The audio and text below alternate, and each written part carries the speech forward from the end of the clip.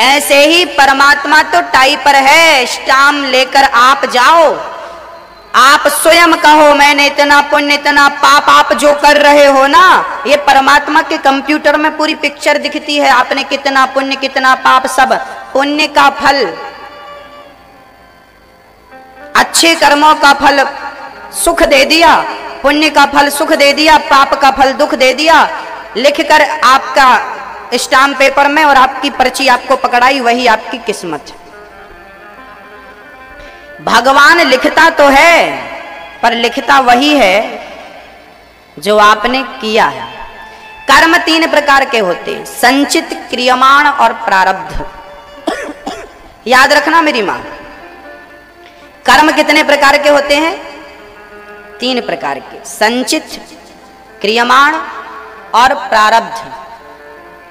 अब संचित, क्रियमाण और प्रारब्ध क्या है, इन पर थोड़ा सा प्रकाश डालें। आप थोड़ा बुद्धि लगाइएगा, दिमाग लगाइएगा और समझने का पूरा पूरा प्रयास करिएगा। संचित क्या है? हमने पैसा कमाया और कमा के बैंक में डाल दिया, वो है संचित, इकट्ठा।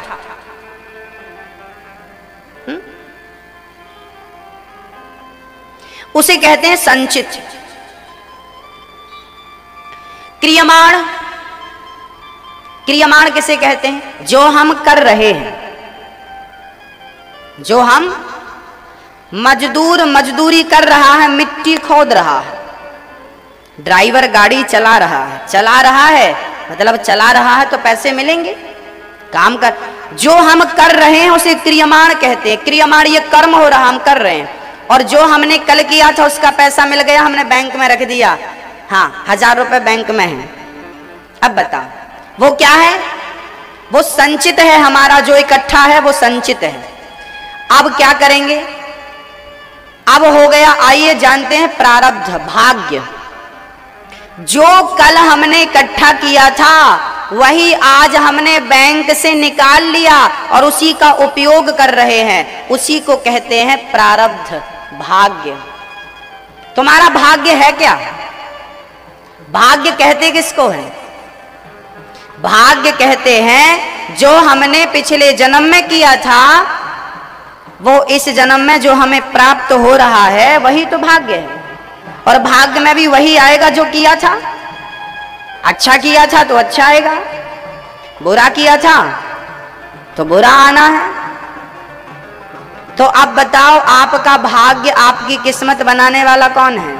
मेरी माँ, आप जो यहाँ कर रही हो ना, अच्छा बुरा, भैया जी आप भी ध्यान दीजिए, आप जो कर रहे हैं अच्छा बुरा, यही आपका भाग्य है, यही है पूंजी। एक राजा के 3 मंत्री थे, तीनों मंत्री बगीचे में गए। बगीचे में पहुंचे, राजा ने कहा था 5 घंटे का टाइम है और तुम तीनों को झोला भर भर के फल लाना है, ताजे ताजे। राजा ने तीनों मंत्रियों को 5-5 घंटे का टाइम दिया और कहा जाओ बगीचे में पके पके फल लगे हैं, तोड़ कर लाओ। तीनों मंत्री बगीचे में गए। एक सज्जन तो बगीचे में गए तो वहां पर जाकर ठंडी ठंडी हवा मिली तो सो गए। एक सज्जन ना बगीचे का जो माली था उससे वार्तालाप करने लगे, भाई साहब आम कितने हैं, पपीता कितने हैं, कितना टर्नओवर होता है, कितना बिकता और कितना पैसा आता है। और तीसरा बड़ा ईमानदार था, वो पेड़ पर चढ़ करके और बढ़िया ताजे ताजे फल तोड़ने लगा। उसने ताजे ताजे फलों से झोला भरा और जब वो भरकर चलने लगा तो उसने देखा कि एक उसका साथी सो रहा था। उसने जगाया, भाई जाग। जागा, अरे तुमने झोला भर लिया? हाँ, हम तो सो गए, हम तो लेटे थे, नींद लग गई। और सोए क्या, 4 घंटे बीत गए, अब केवल 1 घंटा बचा। अब 1 घंटे में कोई ताजे फल थोड़ी इकट्ठे होंगे। तो उसने क्या किया, जो वहां नीचे पड़े थे कल परसों के गिरे हुए, तो वही फल समेटने लगा। उसमें से कुछ साजे थे, कुछ सड़े थे, ताजे सड़े जो भी, सब भर लिया, झोला तैयार। अब ये दोनों जब बाहर निकले तो बाहर वही उनका तीसरा मित्र पंचायत कर रहा था, अरे भाई तुझे फल नहीं समेटने? ओ अब उससे याद आया कि हम आए किस लिए थे। कई लोगों की हालत ऐसी होती है उन्हें पता ही नहीं हम आए किस लिए। वो दौड़ा दौड़ा गया और अब तो वो सड़े भी नहीं समेट पाया। जो मिट्टी थी मिट्टी भर लिया, थोड़े बहुत जो फल मिले भर लिया और घास मिट्टी भर के झोला तैयार। तीनों लोग राजा के पास पहुंचे, राजा साहब हमारा झोला तैयार है, आज्ञा करो क्या करना है। राजा बोले चौथे मंत्री से, भाई इन तीनों को जेल में डाल दो और इनको खाने को वही देना जो इनके झोले में इन्होंने भरा है। लो भैया तीनों को अलग अलग जेल में बंद कर दिया गया। अब जिसने ताजे ताजे फल भरे थे उसका कोई नुकसान नहीं, वो तो प्रेम से 2 सवेरे खाए 2 शाम के खाए प्रेम से। और जिसने सड़े भरे थे तो एक सड़ा तो 4 और सड़ गए आजू बाजू वाले। एक दिन तो ठीक ठाक गुजर गया पर दूसरे दिन से सड़े फल खाया तो बीमार पड़ गया। अब चिल्ला रहा, भैया यहाँ दर्द है, यहाँ दर्द है, बुखार है, इलाज कराओ। राजा बोला कोई इलाज नहीं, पड़े रहो। और तीसरा तो मिट्टी पत्थर, अब वो मिट्टी पत्थर खाए बेचारा भूखा मर गया। अब बताओ ये आदमी भूखा मर गया, इसका जिम्मेदार कौन है? इसकी मृत्यु का जिम्मेदार कौन है? जवाब आपको देना है। कौन है? वो खुद है। और ये दूसरा वाला सड़े फल खा के बीमार पड़ गया, इसका जिम्मेदार कौन है? वो खुद है। भाई तुझे राजा ने भेजा था ना बगीचे में, तू खुद सो गया, खुद पंचायत करने, समेटना था ना, समय का सदुपयोग करना था ना, अब नहीं किया तो मर रहा है। और तीसरा आदमी बड़ा सुखी था, 2 फल सवेरे 2 फल शाम को खाए मस्त है, वो सुखी है, उसके सुख का जिम्मेदार कौन है? अब बताओ राजा ने क्या उसे मारा? क्या राजा ने उसे बीमार किया? क्या राजा ने इसे सुखी किया? एक सुखी है, एक बीमार है और एक मर गया। इन तीनों का जिम्मेदार ये स्वयं है, ना कि राजा। ऐसे ही तुम भूखे मर रहे हो तो जिम्मेदार भगवान नहीं है, तुम्हारी अकर्मण्यता तुम्हारी जिम्मेदार है। तुम पेट भर के खा रहे हो तो ईश्वर जिम्मेदार नहीं, आप ही हैं। आपने अच्छा याद रखना, जो तुमने समेटा है, जो तुमने इकट्ठा किया है वही तो तुम्हें मिल रहा है। जो तुमने पिछले जन्म में किया था वो इस जन्म में मिल रहा है, जो इस जन्म में कर रहे हो। भाई किसान खेत में बीज बोया था, आपके यहाँ क्या होता है? गेहूं होता है, धान होती है, धान होती है कि नहीं?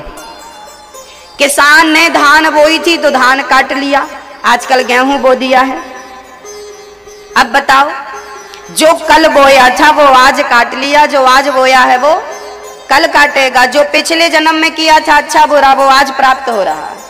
हम बीमार हैं, इसका अर्थ है कि हमसे कोई पाप हो गए हैं जिसकी सजा हमें प्राप्त हो रही है। हम सुखी हैं, इसका अर्थ है हमने पिछले जन्म में कोई अच्छा काम किया है, इस जन्म में हम धन धान्य से सुखी हैं, कोई कमी नहीं है।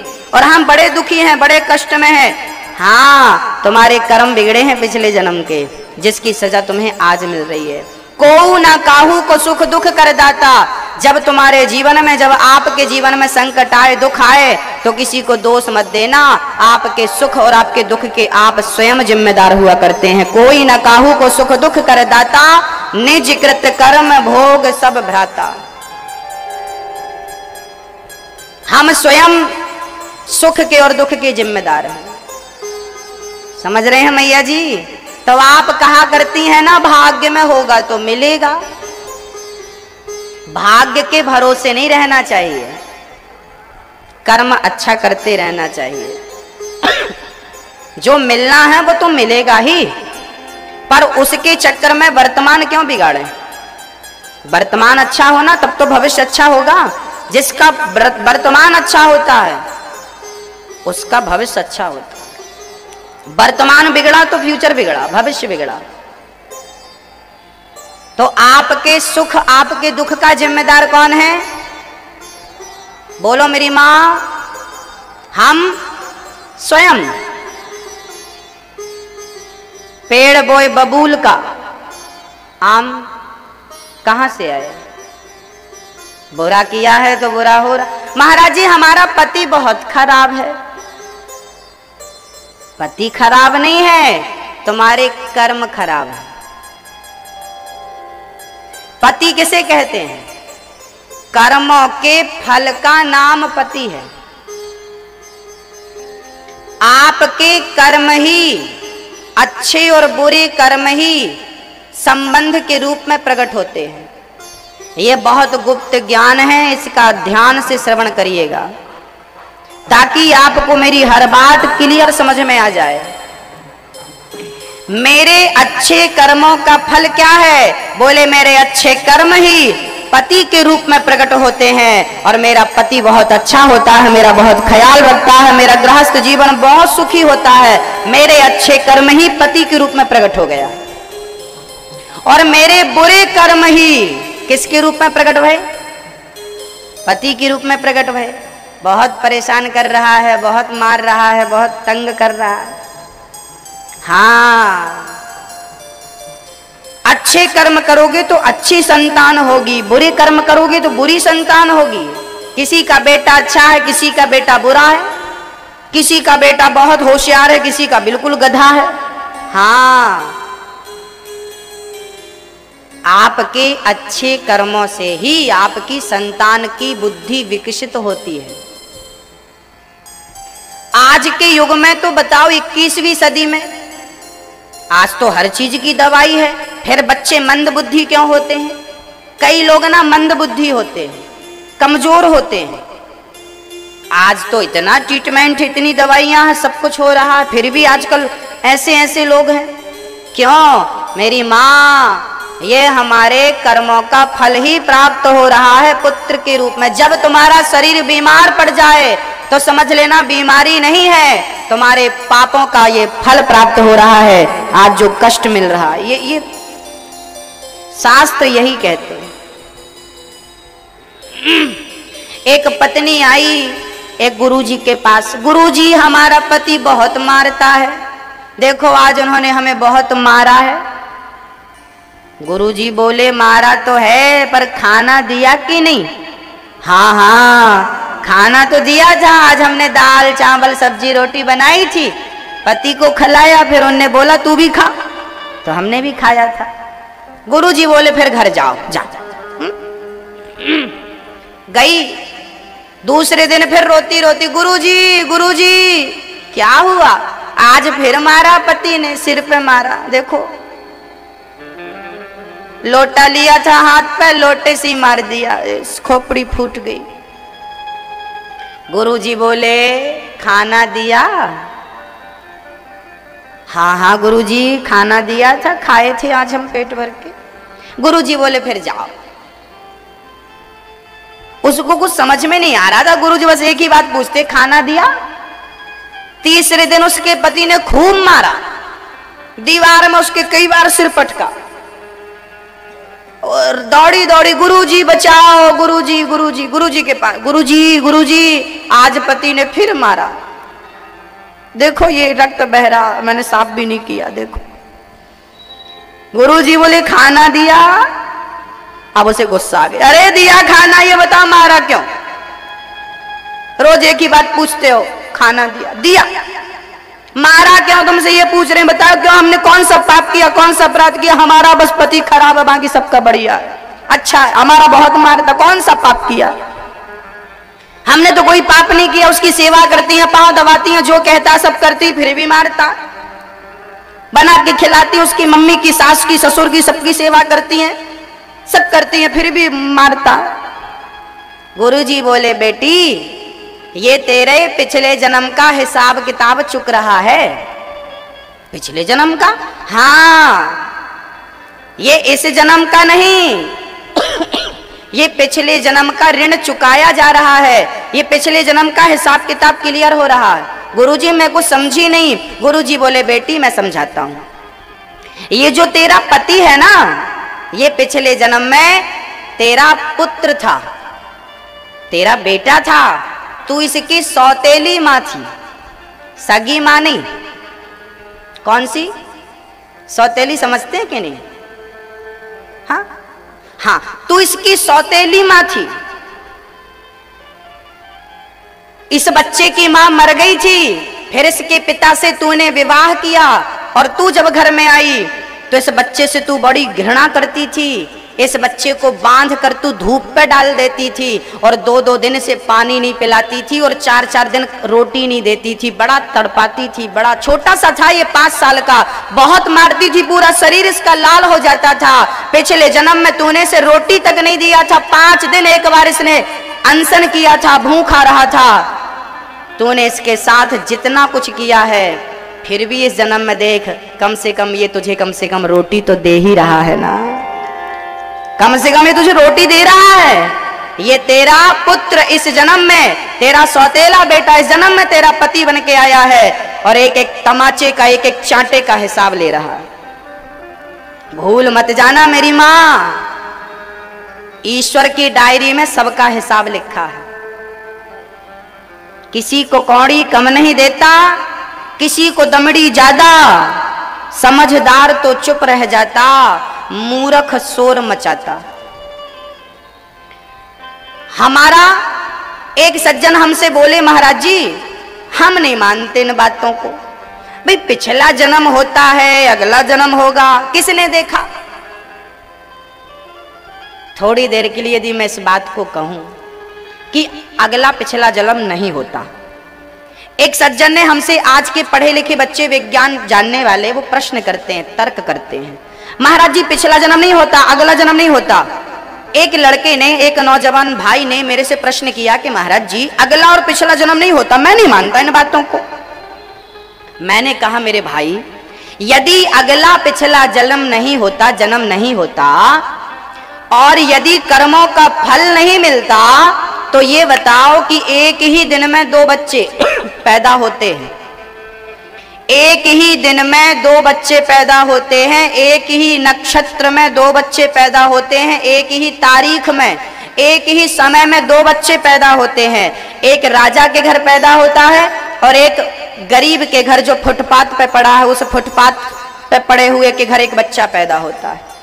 अब बताओ कि एक बच्चा अमीर के घर पैदा हुआ तो वो चांदी के झूले पे झूला झूलता है और सोने के चम्मच से दूध पीता है, हाँ या ना।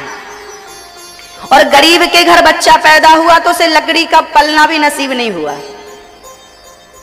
हाँ हाँ, गरीब हो गया। एक बच्चा पैदा होती अमीर हो गया, एक बच्चा पैदा होती गरीब हो गया। अब ये बताओ कि इन बच्चों ने जन्म लेते ही कौन सा पुण्य और कौन सा पाप कर लिया कि पैदा होती अमीर और पैदा होती गरीब हो गया। हाँ मेरी मां, पिछले जन्म में जो अच्छा कर्म करके आया, भगवान ने उसे इस जन्म में अच्छे घर में पैदा किया। जाओ, कोई कमी नहीं होगी, खूब धन धान्य से परिपूर्ण रहोगे, अच्छे कर्मों का अच्छा परिणाम है। और तुम्हारे कोई कर्म बिगड़ गए थे, जिसके बाद भगवान ने तुम्हें मानव का तन तो दिया है, पर तुम्हें गरीब बनाया है। हर चीज के लिए तुम्हें स्ट्रगल करना पड़ेगा, मेहनत करनी पड़ेगी, तब तुम्हें कहीं जाकर 2 वक्त की रोटी मिलेगी। कई लोग पेट भर रोटी नहीं खा पाते और कई लोगों के घर कुत्ते बिस्किट खा रहे हैं, देखा आपने। कई लोगों को पेट भर रोटी नसीब नहीं होती और कई लोगों के कुत्ते बिस्किट खा रहे हैं। क्या है, जो पुण्य करता है उसे सुख प्राप्त होता है, जो पाप करता है उसे दुख प्राप्त होता है। इसका अर्थ ये नहीं है कि अब हम गलत काम करें ना मेरी माँ, जो पिछले जन्म में हुआ वो इसमें मिला, अब आप जो करोगे अच्छा या बुरा वो तुम्हें आगे मिलेगा। आप इस जन्म में गरीब हैं तो क्या हुआ, आप इस जन्म में दुखी हैं तो क्या हुआ, आपका पति पुत्र पत्नी इस जन्म में बुरी और बुरा हो सकता है, पर कर्म अच्छे करते रहो, परमात्मा अगला जन्म बढ़िया देगा और बहुत सुखमय जीवन गुजरेगा। क्योंकि पुनरपि जननम पुनरपि मरणम, कल भी दिन था कि नहीं, आज भी दिन है कि नहीं, और कल भी दिन होगा कि नहीं। जैसे कल भी सूर्य भगवान निकले थे, आज भी निकले हैं और कल भी निकलेंगे, ऐसे कल भी आपका जन्म हुआ था कहीं और, आज भी जन्म हुआ है आपका, आगे भी आपका जन्म होगा। ये पुनरपि जननम पुनरपि मरणम पुनरपि जननी जठरे शयनम भज गोविंदम गोविंदम भज मूढ़ मते। इसलिए हम कहते हैं कि अमीरी गरीबी छोड़ो, धन दौलत छोड़ो, मान सम्मान छोड़ो, पति परिवार छोड़ो, संसार में रहो पर कमल के पुष्प की तरह रहकर और अपने भगवान को याद करो। वही सब कुछ देने वाले हैं, वही देनहार है। माता शबरी गरीब तो थी, सवर जात में पैदा तो हुई थी, लेकिन भगवान राम मिले कि नहीं? और भगवान मिल जाए ना मेरी माँ तो फिर क्या चाहिए? इसलिए आज अब मैं क्लियर कर दूं, ये मानव का तन, चाहे स्त्री का तन हो चाहे पुरुष का तन हो, ये तन विषयों का भोग भोगने के लिए नहीं, बच्चों को पैदा करने के लिए नहीं, धन दौलत पाने के लिए नहीं, ये तन तो केवल भगवान की प्राप्ति के लिए मिला है। तुम कितने भी ऐशो आराम में अपना जीवन गुजार लो, लेकिन ये तन ईश्वर को पाए बिना व्यर्थ चला जाएगा। सुदामा जैसा भक्त गरीब था कि नहीं? तो भक्त को तो चाहिए ही नहीं ना। धन चाहिए हो तो दान करो, दान करने से ही धन बढ़ता है, याद रखना। दान करते नहीं तो धन बढ़ता नहीं। आपके गांव में तो यज्ञ होता है हर साल, बड़े सौभाग्यशाली हैं आप लोग कि आपके गांव में हर साल कथा और यज्ञ होता है। बड़े किस्मत वाले हैं आप लोग कि आप लोगों को यज्ञ का और भागवत जी का हर वर्ष दर्शन होता है। यज्ञशाला की परिक्रमा लगाने का आपको सौभाग्य मिलता है। भक्तों, बड़ा पुण्य किया है आप लोगों ने, और ये पुण्य आपके दान से चलता है। इसलिए दान करते रहो, साल भर खूब कमाओ, और जितना साल में कमाओ उसका दशांश निकाल के यज्ञशाला में आचार्य जी को, जो हमारे यहाँ पे महंत जी हैं, आदरणीय गुरु जी हैं, उनको दो, ताकि उनके द्वारा ये भागवत और ये यज्ञ के अनुष्ठान पूरे हों। 100 रुपए कमाओ तो 10 रुपए दान के लिए रखो, तब वो 100 रुपए बचेगा, और वो पूरा खा लिया तो फिर वो डॉक्टर ले जाएगा। द्रौपदी ने कहा, दया धर्म का मूल है, पाप मूल अभिमान, तुलसी दया न छोड़िए जब तक घट में। तो हमें दया कभी नहीं छोड़नी चाहिए मैया जी। कोई लाख गलती करे और आपकी शरण में आ जाए तो उससे क्षमा कर देना ही हमारा धर्म है। हम क्षमा कर दें, अकड़ के ना खड़े हो, नहीं हम गलती तुमने माफ नहीं करेंगे ना, अकड़ना मत, क्योंकि झुकना हमें ईश्वर ने सिखाया है।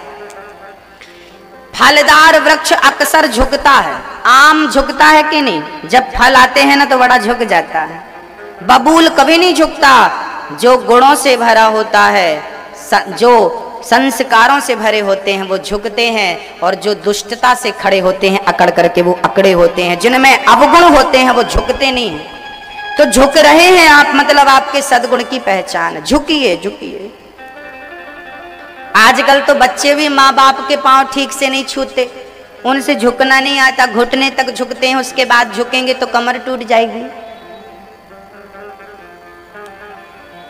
कितना संस्कार बदल गए, क्यों? हमारे देश के क्या संस्कार थे, क्या संस्कृति थी। प्रातः काल उठ के रघुनाथा, मात पिता गुरु ना वही माथा। भगवान राम ने भी माँ पिता और गुरु को प्रणाम किया है, मत्था टेका है, और आजकल के बच्चे अपनी माँ को प्रणाम नहीं करते ठीक से। आजकल के बच्चे अपने पिता को मत्था नहीं टिकाते, है ना मैया जी? ये महाराज जी बात तो सही है, ये बात सही तो है, पर इसके जिम्मेदार आप लोग हैं। मम्मी पापा जिम्मेदार हैं, माँ बच्चे बिगड़ रहे हैं, कुसंस्कारी हो गए, उसके जिम्मेदार माता पिता आप भी हैं, याद रखिए। आपने सिखाया नहीं, छोटा सा था, एक थप्पड़ मारना था, अच्छे से झुक। सब सिखाओ बचपन में। गीला जो गीली लकड़ी होती है ना, झुकती है, जैसा बनाओ वैसी झुक जाती है, और सूखी ना फिर टूटती है। तो लड़कपन तो गीली की तरह होता है, बच्चों को जैसा बनाओगे वैसे बन जाएंगे, लायक बनाओ या नालायक बनाओ। तो द्रौपदी कहती है करुणा, माँ बाप को प्रणाम करना चाहिए। माँ बाप की सेवा करनी चाहिए। आप लोग अपने माँ बाप की सेवा करते हैं कि नहीं? आपके माँ बाप कौन हैं? आपके माँ बाप कौन हैं? आपकी माँ का नाम बताओ मैया, क्या नाम है माँ का? आप लोग सब लोग अपनी अपनी माँ का नाम बोलो। अब बोल दिया ना। अब ये बताओ कि आपने जो नाम बोला है वो आपकी माँ का था कि सासू माँ का था? आपने जो नाम बोला ना अभी मुंह में, वो नाम सही बताना, वो अभी अपनी माँ का नाम बोला था कि सासू माँ का? माँ का नाम। अच्छा, माँ और सासू माँ ये दोनों एक ही हैं कि अलग अलग हैं? चलिए छोड़िए, हम एक एग्जाम्पल देते हैं आपको, उदाहरण। माना कि ये वस्तु हमने आपको दान कर दी, दे दिया। अब दान कर दिया हमने, तो क्या देने के बाद अब हमारा इस पर कोई अधिकार रहा? हाँ या ना? नहीं, आपने तो दान कर दी। तो आपकी माँ ने आपका कन्यादान किया है कि नहीं किया है? कि बिना दान किए चली आई?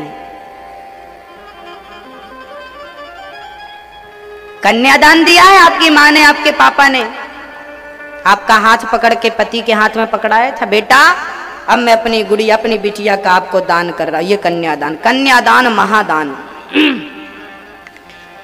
जब आपकी माँ ने आपको दान कर दिया, तो अब जब तक दान नहीं किया था तब तक वो आपकी माँ थी। अब तो दान कर दिया, तो अब आपकी माँ वो नहीं है जिसने पैदा किया है। ठीक है, लौकिक बात करूं तो माँ तो है, पर अब आप पर आपकी माँ का नहीं, आपके पति और आपकी सास और ससुर का अधिकार है आप पर। अब आपकी माँ का आप पर कोई अधिकार नहीं। और याद रखना मेरी माँ, आजकल जितने भी रिश्ते टूट रहे हैं, पति और पत्नी के जो रिश्ते टूट रहे हैं ना, इन रिश्तों को टूटने में सबसे ज्यादा गलतियां लड़की की माँ और लड़की के पिता की होती हैं। लड़की की माँ और लड़की के पिता के कारण पति पत्नी का संबंध बिगड़ जाता है। शादी हो गई, तुम्हारी माँ ने तुम्हारा कन्यादान कर दिया, फिर भी फोन, बिटिया सब क्या है ससुराल में? ठीक है, हाँ सास कुछ कहे तो बोलना, गुंडा भिजवाएंगे हम यहाँ से। कितना दिया? हाँ हाँ, मांगा था मुंह फाड़ के, बात करा जरा अपनी सास से, इसलिए भेजा है आपके पास हमने अपनी बिटिया। कितना परेशान, 2 दिन से खाना नहीं दिया आपने। ये बहुत टांग अड़ाती है। अरे दान कर दी मेरी माँ, अब तुम्हारा पाप लाद रही हो। ये हिंदुस्तान के कुछ वैज्ञानिकों ने रिसर्च किया और पाया कि आज पति पत्नी के बीच में जो झगड़े हो रहे हैं ना, तलाक हो रहा है, डिवोर्स हो रहा है, इनमें केवल जितने तलाक हुए हैं आज तक, यदि 1 लाख तलाक हुए हैं, जितने हो गए हैं मैं उनकी बात कर रहा हूं, जितने तलाक हुए हैं उन तलाकों में से 90% मतलब 90% लड़की के माँ बाप की गलती के कारण तलाक हुए हैं। अब सोच लो। एक मैया मेरे पास आई, गुरुजी हमारी बहू गई थी रक्षाबंधन में भाई को राखी बांधने, वापिस ही नहीं आई। फोन लगाती हैं, बेटा आओ। नहीं हम नहीं आएंगे। क्यों नहीं आएंगे? बोले मम्मी नहीं आने दे रही है। माता कैसे माता पिता है? वो माता पिता हुआ करते थे जब कहा करते थे बेटी अब तू घर जा रही है, घर से ससुराल जा रही है,